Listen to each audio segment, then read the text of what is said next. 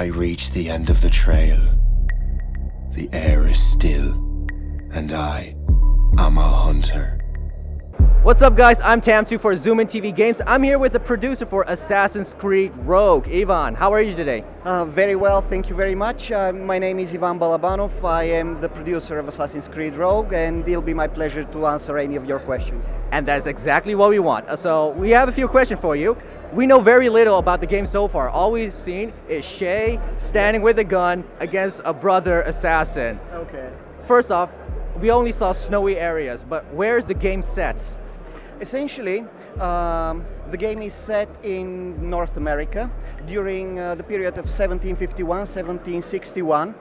This coincides with the big historical backdrop of the 7 Years' War, which was essentially the first truly global conflict. It was fought in almost every corner of the planet, but we're focusing specifically on the North American theater. So essentially, yes, indeed, you've seen only snowy environments, but this is not the only thing we're presenting in the game. We have three major worlds. We have New York, we have River Valley, which is seamless mixture of naval and wilderness gameplay as we know it. So in other words, we have a lot of land gameplay, but also we have fully functioning naval gameplay in that huge world.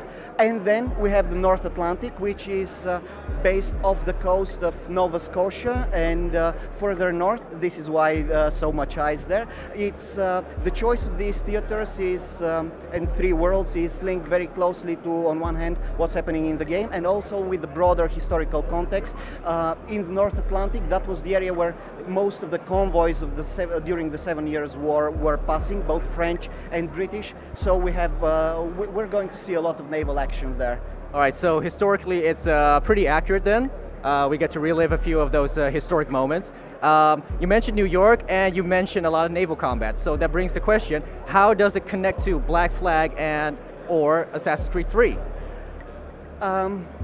You will understand that I don't want to go into too many details because I will be providing some major spoilers which will detract from the final experience of the game.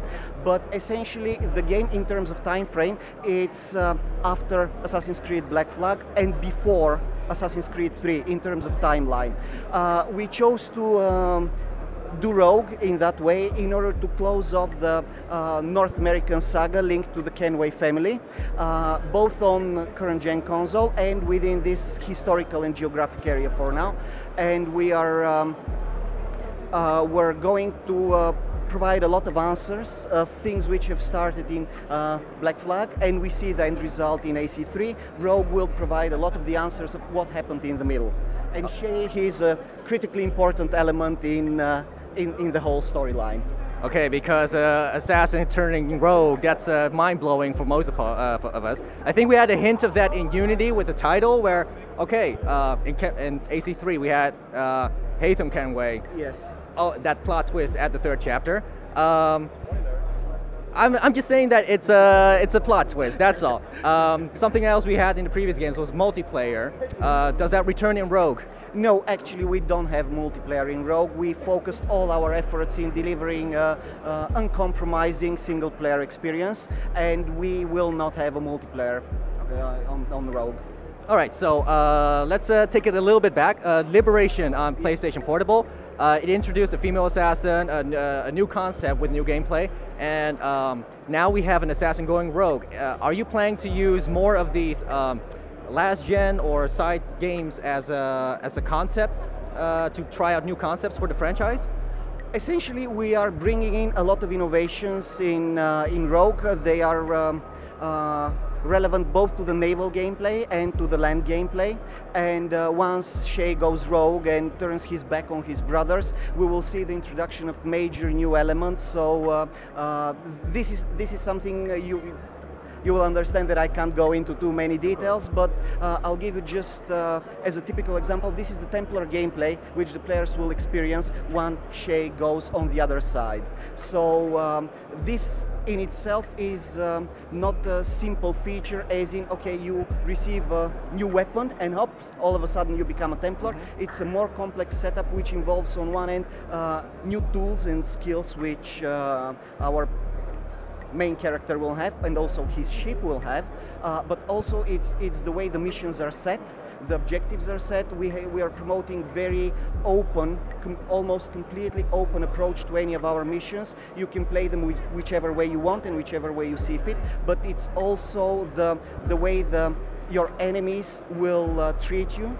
Essentially, the major thing we've been trying to achieve is to make sure that when you play as a Templar, your opponents are doing the same things which you used to do when you were playing the previous Assassin's Creed installments. So this is something which you will see a bit more in detail, and maybe you have already seen in our demos. But it's I am very sure that we will bring a lot of hours of entertainment and fun to our players. Yeah, I'm really looking forward to this whole new Assassin's Creed style game. One last question, Team Assassins or Team Templars? Oh, it's complicated, but yeah, and it's not a straightforward answer, but for now I'd say Team Templar. Oh, going rogue this one as well. And that's it for this interview. Thank you so much. Thank you for your time. It was a pleasure. And we're really looking forward to the game. Thanks. And that's it. We'll see you on the next interview for here at Zoomin TV Games for Gamescom 2014. Bye-bye. Once an assassin, now their pursuer. I must destroy those who I once called brother. The air is still, and I am a hunter.